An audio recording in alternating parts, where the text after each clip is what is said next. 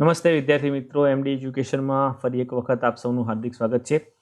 Episode number 3 નામાના મૂળ તત્વો chapter છે પાઘડી. બરોબર વિદ્યાર્થી મિત્રો, ગઈ વખતે ચેપ્ટર એપિસોડ 2માં આપણે ભારિત સરેરાશ નફાની પદ્ધતિ ભણેલા.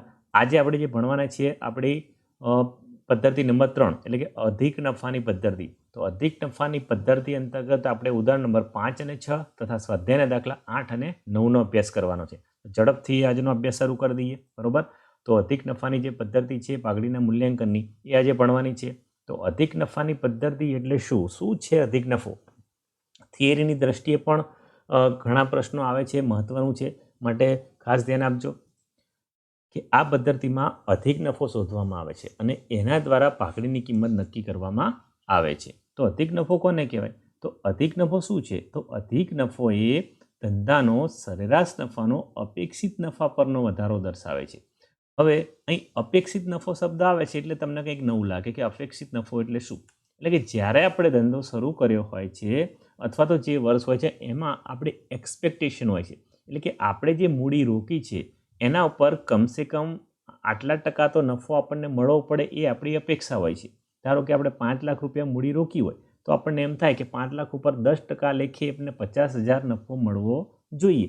તો એ જે આપણી અપેક્ષા છે એ ટકાવારી છે રોકાયેલી મૂડી પરની, અને એના આધારે જે નફો મળે એને કહીએ છીએ આપણે અપેક્ષિત નફો. બરાબર, તો આ અપેક્ષિત નફા કરતાં જો આપણો સરેરાશ નફો એટલે કે એવરેજ જે નફો આપણને મળતો હોય એ જો અપેક્ષિત નફા કરતાં વધારે હોય તો એને આપણે કહીએ છીએ અધિક નફો. એટલે કે અધિક નફો એટલે શું થયું કે અધિક નફો એ સરેરાશ નફાનો અપેક્ષિત નફા પરનો વધારો છે. અપેક્ષિત નફો શોધવા માટે આપણે સરેરાશ નફો અને અપેક્ષિત નફો બંને શોધવા પડે છે. સરેરાશ નફો આપેલો હોય અથવા તો સાદી સરેરાશ કે ભારિત સરેરાશ દ્વારા શોધવામાં આવે છે. દાખલાની અંદર સરેરાશ નફો તમને આપેલો હોય છે, અથવા તો જો ન આપ્યો હોય તો સાદી સરેરાશ કે ભારિત સરેરાશ દ્વારા આપણે સરેરાશ નફો શોધી નાખવો પડે છે. બરોબર, પ્રશ્ન તમને અધિક નફાનો પૂછાય છે કે અધિક નફો એટલે શું? તો અધિક નફો એટલે શું? તો એ આપણે આટલી જ વસ્તુ તમારે એક વાક્ય લખવાનું છે કે અધિક નફો એ ધંધાનો સરેરાશ નફાનો અપેક્ષિત નફા પરનો વધારો દર્શાવે છે, એટલે કે વધારો છે એને કહીએ છીએ આપણે અધિક નફો. બરોબર, હવે અપેક્ષિત નફો શોધવા માટે શું કરીશું? તો અપેક્ષિત નફો શોધવા માટે ધંધામાં રોકાયેલી મૂડી અને અપેક્ષિત વળતરના દરની જરૂર પડે છે. તો જ મળે ને, કારણ કે જે મૂડી રોકાઈ છે એના ઉપર આપણે જે અપેક્ષિત વળતરનો દર નક્કી કરેલો છે કે આટલા ટકા, 10%, 12%, 15% એની જરૂરિયાત હોય છે. એ તમને દાખલામાં આપેલો હોય છે અપેક્ષિત વળતરનો દર. બરોબર, પણ રોકાયેલી મૂડી જો કદાચ દાખલામાં ન આપેલી હોય અને જો મિલકતોને દેવા આપ્યા હોય તો એના આધારે આપણે એને શોધવી પડે છે. અપેક્ષિત વળતરનો દર આપેલો હોય છે, જ્યારે રોકાયેલી મૂડી આપેલી હોય તો ઠીક છે, ન આપેલી હોય તો એમાં તમને ધંધાની કુલ મિલકતો અને કુલ દેવા આપ્યા છે તો એ બંનેનો તફાવત એટલે કે મિલકતોમાંથી દેવાની બાદબાકી કરતાં જે રકમ મળે એને કહેવાય આપણી રોકાયેલી મૂડી અથવા તો ચોખ્ખી મિલકતો. બરોબર, તો આ પ્રમાણે અધિક નફો શોધી તેને આપેલા વર્ષો વડે ગુણી નાખીએ એટલે પાઘડીની રકમ મળે છે. એ તમને દાખલામાં આપ્યા છે કે આટલા વર્ષની ખરીદી અધિક નફાની. બરોબર, તો અધિક નફો શોધવો આપણા માટે બહુ સહેલો છે. જે વિગતો આપી હોય એના આધારે આપણે શોધી નાખવાનો છે.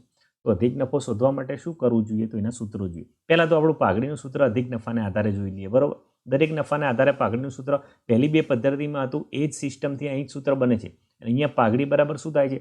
અધિક નફો ગુણ્યા ખરીદીના વર્ષો. પહેલી પદ્ધતિમાં શું હતું? સરેરાશ નફો ગુણ્યા ખરીદીના વર્ષો. બીજી પદ્ધતિમાં શું હતું? ભારિત સરેરાશ નફો ગુણ્યા ખરીદીના વર્ષો. તો ત્રીજી પદ્ધતિમાં શું થયું? અધિક નફો ગુણ્યા ખરીદીના વર્ષો. એટલે જે પદ્ધતિ એનું નામ અહીંયા તમારે આવે છે. બરોબર, હવે અહીંયા તમારે અધિક નફાની જરૂર પડે છે. તો અધિક નફો કેવી રીતે મળે? તો અધિક નફાનું સૂત્ર આપણી પાસે છે. હવે તો અધિક નફો બરાબર સરેરાશ નફો માઇનસ અપેક્ષિત નફો, એટલે કે સરેરાશ નફાનો અપેક્ષિત નફા પરનો વધારો. એટલે કે સરેરાશ નફો વધારે હોય અને અપેક્ષિત નફો ઓછો હોય તો જ આપણને અધિક નફો મળે છે. બરોબર, અને દાખલામાં ઓલવેજ તમારો સરેરાશ નફો એ અપેક્ષિત નફા કરતાં વધારે જ આવશે તો જ આપણને અધિક નફો મળે છે. જો એ જવાબ માઇનસમાં આવે તો અધિક નફો ગણાય નહીં. તો એવા પ્રકારના દાખલા પણ આપણને પૂછાય નહીં. ખાસ સૂત્ર પણ તમને પરીક્ષામાં પૂછાય છે કે અધિક નફાનું સૂત્ર લખો. વિકલ્પમાં પણ તમને પૂછાય. એટલે દાખલો જો આપણને આવડશે તો આ સૂત્ર તો આપણને આવડવાનું છે. બરાબર, તો એના માટે પછી એક્સ્ટ્રા જોર દઈને આપણે યાદ રાખવાની જરૂર નથી. બરાબર, હવે અહીંયા સરેરાશ નફો આમાં સૂત્રમાં આવે છે, તો સરેરાશ નફો દાખલામાં આપેલો હોય. જો ના આપ્યો હોય અને નફાની વિગત તમને આપેલી હોય જુદા જુદા વર્ષોની, 3 વર્ષ, 4 વર્ષ, 5 વર્ષની, તો એના આધારે આપણે સરેરાશ નફો શોધી કાઢવાનો છે, સાદી સરેરાશથી અથવા તો ભારિત સરેરાશથી. જે પદ્ધતિ ત્યાં લાગુ પડતી હોય એ પદ્ધતિ દ્વારા આપણે સરેરાશ નફો શોધી કાઢવાનો છે. હવે વાત રહી અપેક્ષિત નફાની. તો અપેક્ષિત નફો કેવી રીતે શોધાય? તો અપેક્ષિત નફાનું સૂત્ર છે રોકાયેલી મૂડી ગુણ્યા અપેક્ષિત વળતરનો દર, જેટલા ટકા આપ્યા હોય તે, એટલે ટકાવારી છે એના માટે ભાગ્યા 100 લખીએ છીએ, બરાબર. તો રોકાયેલી મૂડી ગુણ્યા અપેક્ષિત વળતરનો દર ભાગ્યા 100, બરાબર. એના આધારે મળી જશે આપણને આપણો અપેક્ષિત નફો, બરાબર. તો અધિક નફો મળી ગયો, અધિક નફો મળી ગયો, પાઘડી મળી ગઈ, બરાબર. અપેક્ષિત વળતરનો દર આપણને દાખલામાં આપેલો જ હોય છે, તો એની કોઈ ચિંતા કરવાની જરૂર નથી. હવે વાત આવી છે નહીં કે અહીંયા રોકાયેલી મૂડી છે, બરાબર. તો રોકાયેલી મૂડી જો દાખલામાં આપેલી હોય તો ઠીક છે, ન આપેલી હોય તો શું આપ્યું છે? મિલકતો અને દેવા. તો મિલકતોમાંથી દેવાની બાદબાકી કરીએ એટલે મળશે આપણને રોકાયેલી મૂડી. આ રોકાયેલી મૂડીને ચોખ્ખી મિલકતો પણ કહે છે. ઘણી વખતે દાખલામાં તમને એવું કીધું કે પેઢીની ચોખ્ખી મિલકતો આટલી છે, તો ત્યાં પછી કન્ફ્યુઝન થવાની જરૂર નથી. ચોખ્ખી મિલકતો એટલે આપણી રોકાયેલી મૂડી, બરાબર. તો આ પ્રમાણે પાઘડીનું જે સૂત્ર છે એને આધારે જુદી જુદી બાબતો આપણે શોધી અને પછી આપણે પાઘડીની રકમ નક્કી કરવાની છે. તો દાખલો ગણતી વખતે શું થશે કે તમારે જે સ્ટેપ બાય સ્ટેપ જવાનું છે એમાં તમારે અહીંયા આપણે જે સ્ટેપ ગણ્યા ને કે પાઘડીનું સૂત્ર પહેલાં લખ્યું, એના આધારે પછી અધિક નફો શોધો, તો એના આધારે અધિક નફાનું સૂત્ર આપણે અહીંયા લખ્યું. હવે અધિક નફામાં શું હતું? સરેરાશ નફો. તો એની આપણે ખબર છે કે કેમનું શોધવાનું. બીજી બાબત હતી અપેક્ષિત નફો. તો અપેક્ષિત નફાનું આપણે અહીંયા સૂત્ર લખ્યું. અપેક્ષિત નફાની અંદર શું હતું? અપેક્ષિત વળતરનો દર. તો એ આપણને આપેલો હોય છે દાખલામાં. બાકી શું હતું? રોકાયેલી મૂડી. તો એ કેમની શોધવી એ આપણે અહીંયા શોધી કાઢ્યું, એનું સૂત્ર, બરાબર. તો આમ સ્ટેપ બાય સ્ટેપ આપણે ઉતરતા ક્રમમાં ગયા, બરાબર. પણ દાખલો ગણતી વખતે શું કરવું પડશે? તમારે અહીંથી વિરુદ્ધ ક્રમમાં જવું પડશે, બરાબર. કે જે વસ્તુ આપી હશે એમાંથી પહેલો તમારે રોકાયેલી મૂડી શોધવી પડશે, અપેક્ષિત વળતરનો દર જોઈ લેવો પડશે, ત્યારબાદ અપેક્ષિત નફો શોધવો પડશે, ત્યારબાદ સરેરાશ નફો શોધવો પડશે, પછી તમને મળશે અધિક નફો અને છેલ્લે મળશે આપણી પાઘડી.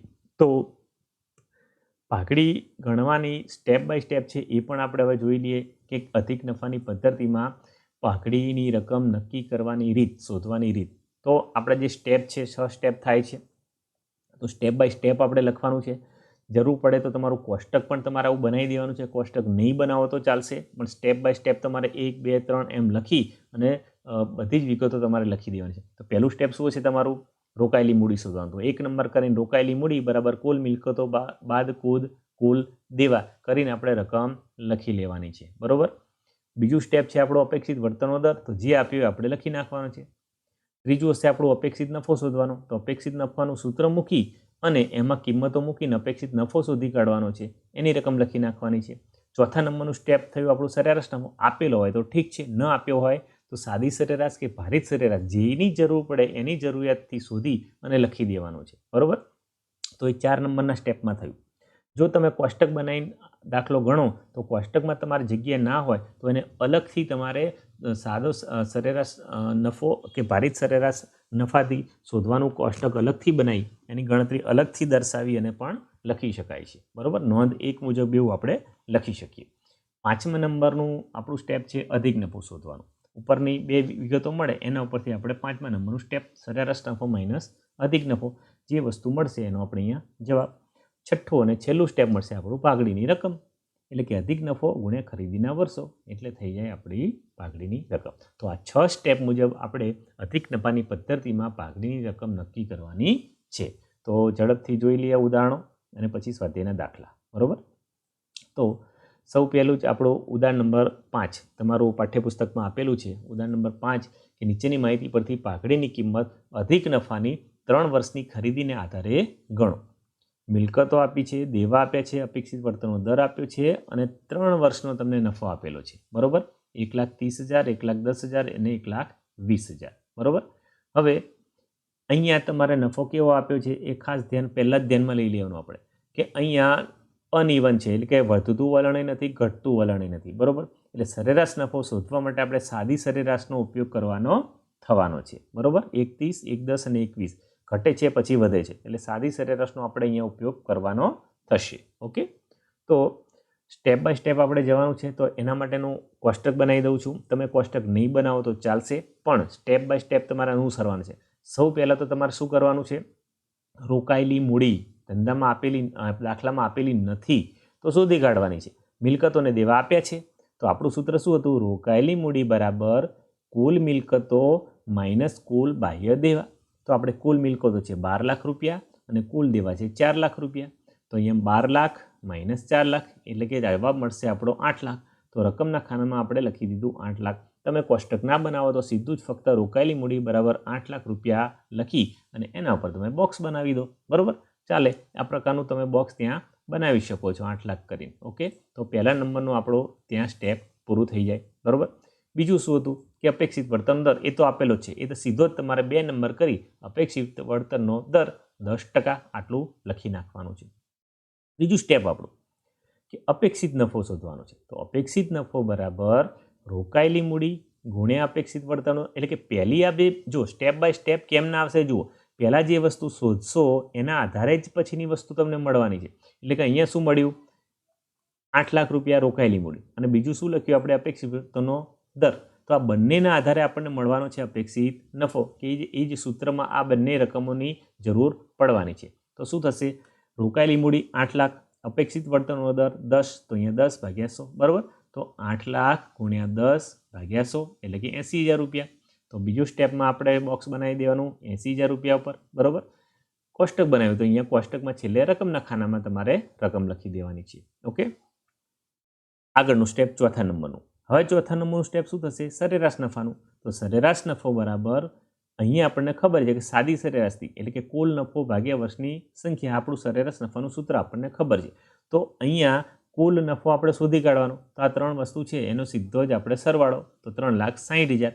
અલગથી તમારે આ કોષ્ટક બનાવી લખવાની પણ જરૂર નથી. સીધું જ કુલ નફો તમે 3,60,000 અહીંયા લખી દેશો તો પણ ચાલશે. અથવા તો તમે જો અલગથી કોષ્ટક નથી બનાવતા લખો છો ત્યાં દર્શાવી દો. નાનું એવું કોષ્ટક બનાવી દર્શાવી દો. કુલ નફો વત્તાકાર કરી અને 3,60,000. તો 3,60,000 ભાગ્યા 3 બરાબર 1,20,000, જે મળશે આપણો સરેરાશ નફો. બરાબર, ત્યારબાદનું સ્ટેપ શું આવશે આપણું? અધિક નફાનું. તો અધિક નફો કેવી રીતે મેળવાય? સૂત્ર ખબર છે આપણને, સરેરાશ નફો માઇનસ અપેક્ષિત નફો. બરાબર, ઘણી વખત વિકલ્પમાં પૂછાય છે એટલે એ વખતે કન્ફ્યુઝ નહીં થતા. બરાબર, ધારો કે પાઘડીનો કોઈ બીજી રીતનો દાખલો પૂછ્યો અને વિકલ્પમાં તમને આ પૂછી નાખ્યું તો મગજમાં શાંતિથી યાદ કરવાનું છે, સરેરાશ નફો માઇનસ અપેક્ષિત નફો લખવાનું છે. ઘણી વખત અપેક્ષિત નફો માઇનસ સરેરાશ નફાનું વિકલ્પ આપેલો હોય છે તો આપણે એ ટીક કરી દઈએ છીએ. પણ ખાસ ધ્યાન રાખવાનું છે કે સરેરાશ નફો હંમેશા વધારે હોય, યાદ રાખવાનું, એટલે એ પહેલાં લખાય. બરાબર, માટે એ ધ્યાન રાખવાનું છે અને એ મુજબ આપણે સૂત્ર લખવાનું છે. તો સરેરાશ નફો કેટલો મળ્યો? 1,20,000. તો આ 1,20,000 જે મળ્યો છે એ આપણે અહીંયા લખીશું અને અપેક્ષિત નફો અગાઉ આપણે શોધ્યો. બરાબર, અહીંયા લખીશું. જુઓ શું થાય છે, સ્ટેપ બાય સ્ટેપ જ આવે છે ને. એટલે જે વસ્તુ શોધી લીધી છે એ જ વસ્તુ સ્ટેપ બાય સ્ટેપ આપણને અહીંયા મળે છે. બરાબર, તો બંનેની બાદબાકી કરીશું. 1,20,000માંથી 80,000 એટલે મળશે આપણને 40,000. તો 40,000 થયું આપણો અધિક નફો. બરાબર, તો અહીં સુધી મળી ગયું એટલે હવે પાઘડીની ગણતરી એકદમ સરળ. તો પાઘડીનું સૂત્ર, પાઘડી બરાબર અધિક નફો ગુણ્યા ખરીદીના વર્ષો. તો અધિક નફો કેટલો? 40,000. ખરીદીના વર્ષો કેટલા? તો અહીં આપેલું હોય તે. આ વર્ષો નહીં, આ વર્ષો ગણવાના નથી. કયા?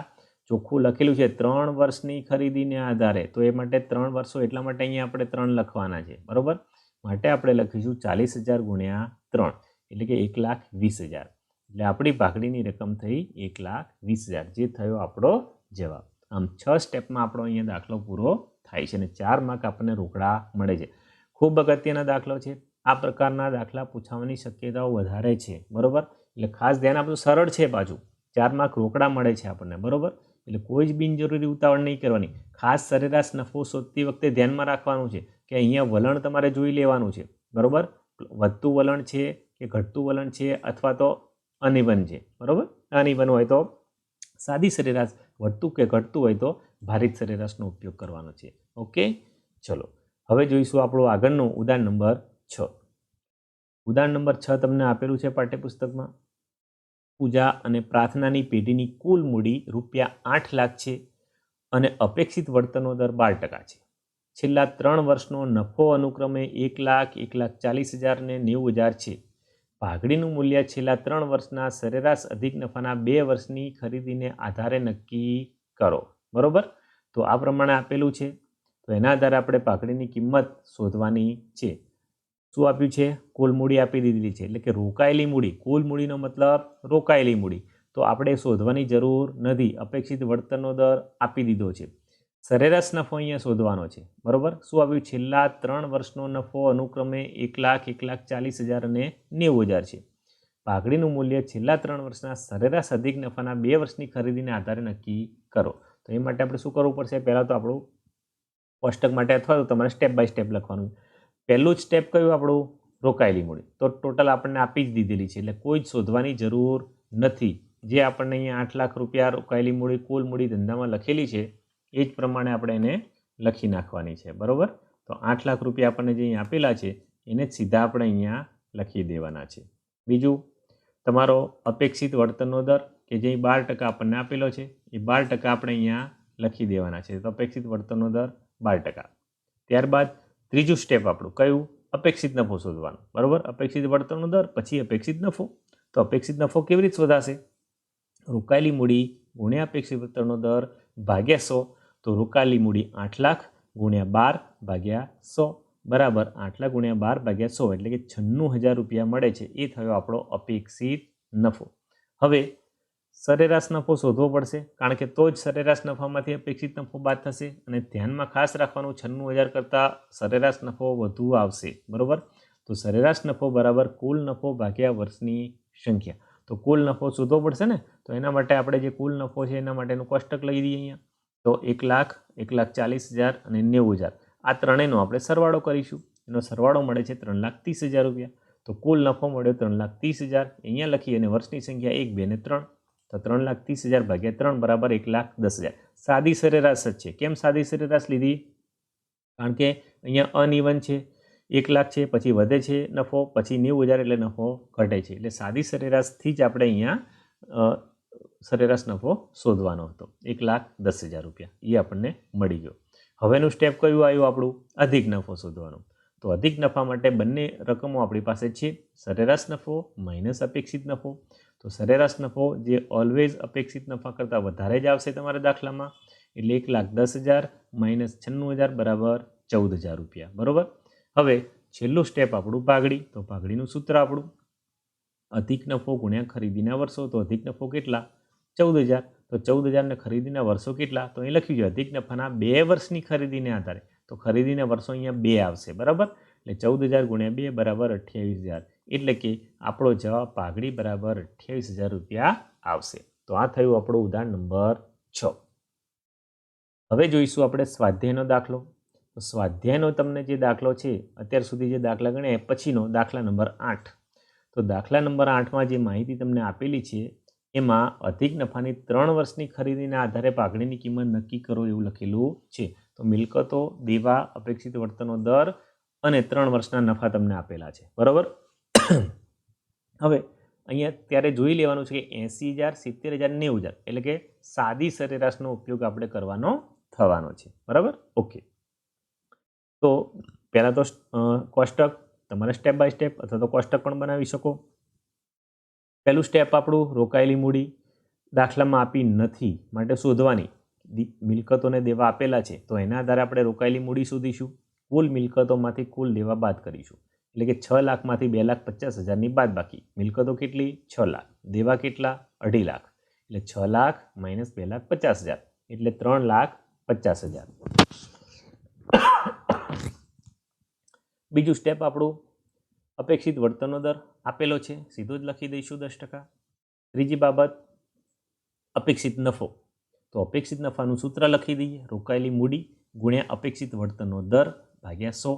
બંને વસ્તુ અવેલેબલ છે આપણી પાસે. 3,50,000 અને 10%. તો 3,50,000 ગુણ્યા 10 ભાગ્યા 100 બરાબર 35,000 રૂપિયા. ત્યારબાદ સરેરાશ નફો. તો સરેરાશ નફો બરાબર કુલ નફો ભાગ્યા વર્ષની સંખ્યા. સાદી સરેરાશ છે તો આનો આપણે સરવાળો કરી લઈએ. 80, 70 અને 90 2,40,000 રૂપિયા. તો 2,40,000ને 3 વડે ભાગીએ એટલે મળશે આપણને 80,000 રૂપિયા, જે થયો આપણો સરેરાશ નફો.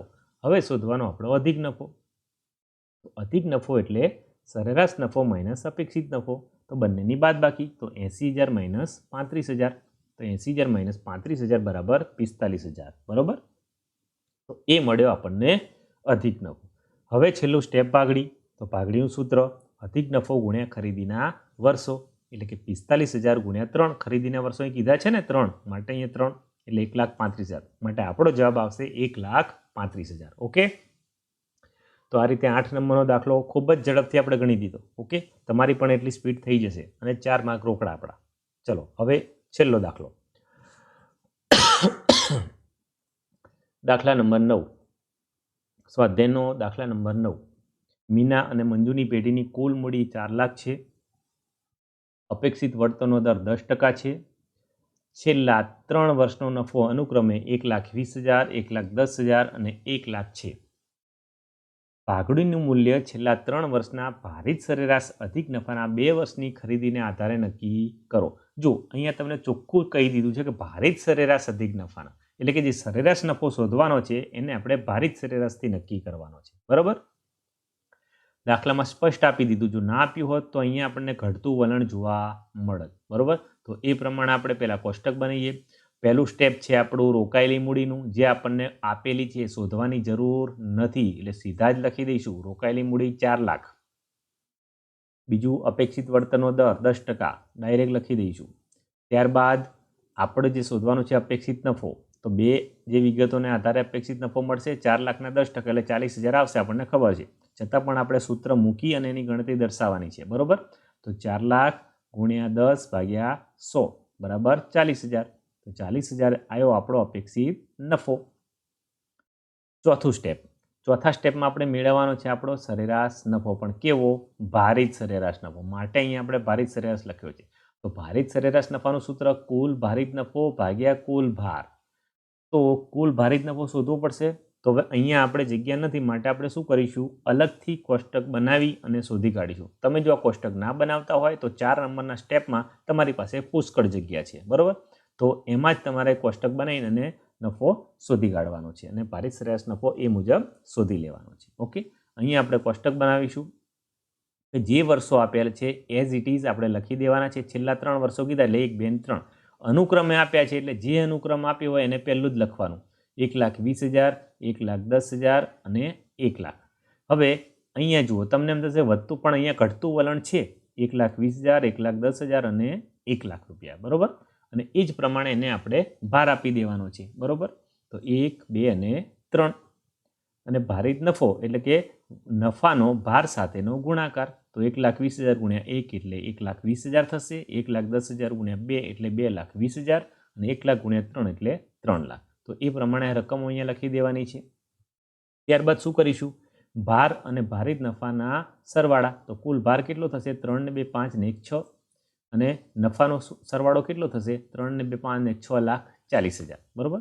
તો આ રીતે આપણને મળી ગયો. હવે આ બે કિંમતોનો ઉપયોગ કરી અને આપણે ભારિત સરેરાશ નફો શોધી કાઢવાનો છે. આ જે બે કિંમતો આવી એને આપણે અહીંયા ઉપયોગ કરીશું. 6,40,000 આપણો ભારિત નફો અને 6 એટલે આપણો કુલ ભાર. એ બંને અહીંયા લખી અને આપણે ભારિત સરેરાશ નફો શોધી કાઢી. એટલે કે 6,40,000 ભાગ્યા 6 બરાબર 1,06,667. એ આવ્યો આપણો ભારિત સરેરાશ નફો. હવે 5 નંબરનું સ્ટેપ, અધિક નફો શોધવાનું. તો અધિક નફો બરાબર સરેરાશ નફામાંથી અપેક્ષિત નફાની બાદબાકી. તો સરેરાશ નફો ઓલવેઝ વધારે હોય, આપણને ખ્યાલ છે. 1,06,667 માંથી 40,000ની બાદબાકી કરીશું એટલે 66,667 આપણને જવાબ મળશે. એ આવશે આપણો અધિક નફો. અને હવે છેલ્લું સ્ટેપ છે આપણું પાઘડીની રકમ શોધવાનું. એટલે કે પાઘડી બરાબર અધિક નફો ગુણ્યા ખરીદીના વર્ષો. તો અધિક નફો કેટલો મળ્યો? 66,667. ખરીદીના વર્ષો જોઈ લેવાનું કેટલા? તો 2 વર્ષ આપેલા છે. 2 વર્ષની ખરીદીના આધારે તો ગુણ્યા 2. તો 66,667 ગુણ્યા 2 એટલે કે 1,33,334. તો આ થયો આપણો જવાબ 1,33,334. તો આમ સ્વાધ્યાયનો દાખલા નંબર 9 પણ એકદમ સહેલો. ખાસ ધ્યાન અહીંયા આ જ રાખવાનું હતું કે આ જે તમને વર્ષો આપેલા હતા એ વર્ષો આપણા કેવા હતા? ઘટતા વલણ દર્શાવતા, પણ લખવાનું હતું આપણે એઝ ઇટ ઇઝ, એને કોઈ ચેન્જ કરવાનો નહોતો. છેલ્લા 3 વર્ષનો નફો અનુક્રમે કીધું છે એટલે અનુક્રમ મુજબ જ આપણે 1, 2, 3 લખવાનું છે. બરાબર. ઉલટું કરીએ તો આપણો જવાબ ખોટો આવે. તમારા મગજમાં એવો વિચાર આવે કે છેલ્લા 3 વર્ષનો તો છેલ્લું વર્ષ આ ગણાય પહેલાં, તો એ પહેલાં લખીએ, એવું છેલ્લે લખીએ, એવું નહીં. અનુક્રમે કીધું છે, છેલ્લા 3 વર્ષો અનુક્રમે 1, 2, 3, 1, 2, 3 એ મુજબ જ આપણે લખવાનું અને એ મુજબ જ ભાર આપણે આપવાનો છે. બરાબર. ઘટતું વલણ હોય કે વધતું, જે હોય તે ભાર આપણે 1, 2 ને 3 જ આપવાનો. ઓકે. એ મુજબ આપણે દાખલો ગણવાનો છે. ખૂબ અગત્યનો દાખલો છે, પરીક્ષામાં પૂછાઈ શકે તેવો મોસ્ટ આઈએમપી દાખલો છે. ખાસ તૈયાર કરી લેજો, કોઈ પણ જાતની ક્ષતિ થાય નહીં, જેથી કરીને આપણે 4 માર્ક રોકડા મળે.